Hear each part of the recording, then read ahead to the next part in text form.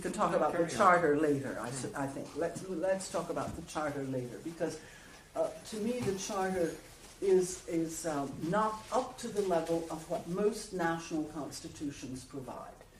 In France, we always pointed out in our arguments, because the charter, as you know, was already in the Nice Treaty, and it has been considered as official since Nice, and it has been used by the European Court of Justice as a legal reference. So this charter isn't anything particularly new, and it was also part 2 of the Constitution.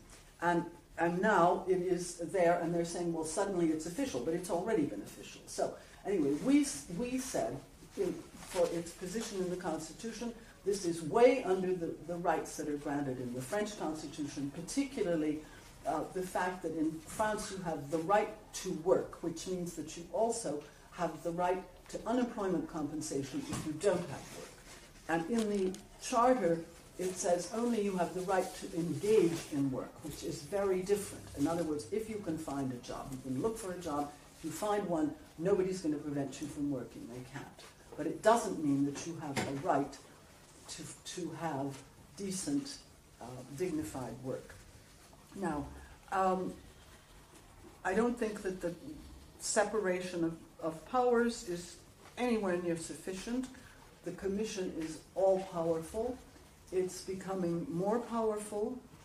The UNICE, which is the the European Employers Union, now called simply Business Europe, which gives probably a better idea of what it really is.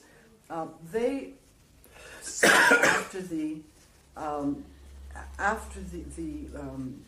Constitution came out, they said they were very pleased that UNICE's demands for a strong commission keeping the exclusive right of legislative initiative have been met.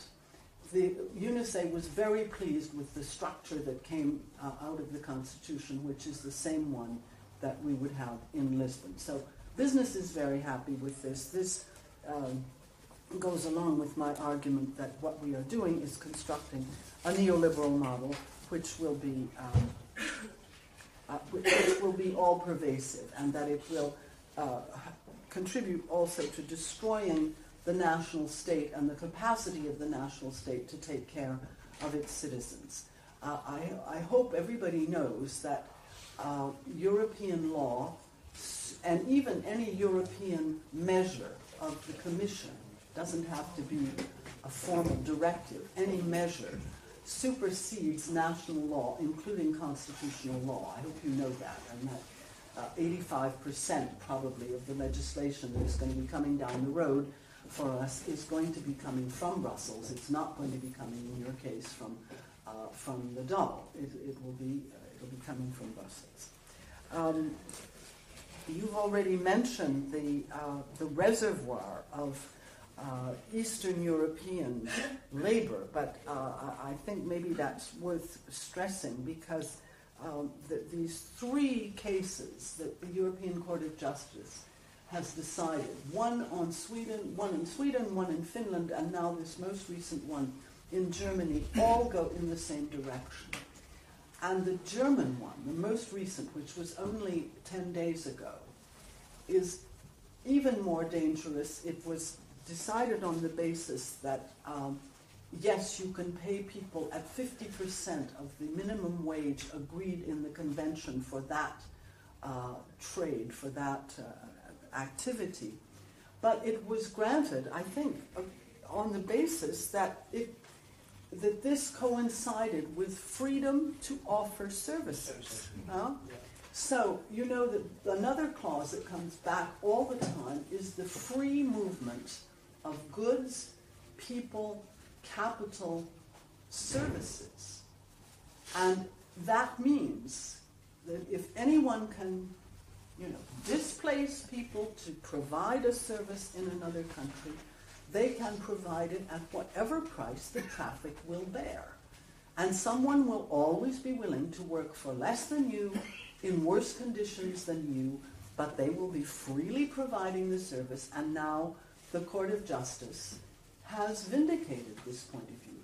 So what is that if not a race to the bottom, organizing competition between European workers who will be forced, no matter what their feelings of solidarity might be for other workers, they will be forced into this kind of competition.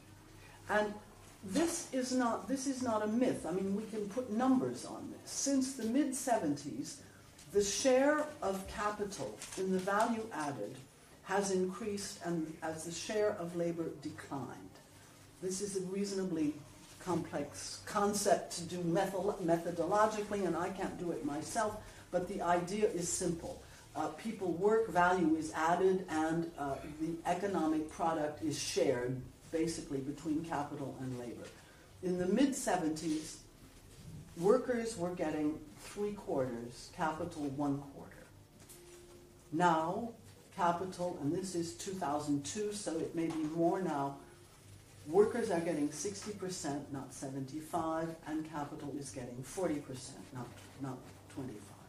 So it's going up, and they are not satisfied, and they want ever more return on their capital. And the two ways to do that are through reducing labor costs, and that they will do with the help of the Commission and the European Court of Justice, and the other way is reducing taxes.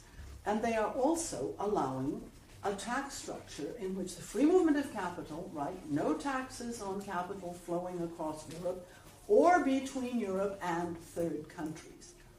What are these third countries? Tax havens in many cases. So, I'll stop in just a moment, but I want to raise the question on trade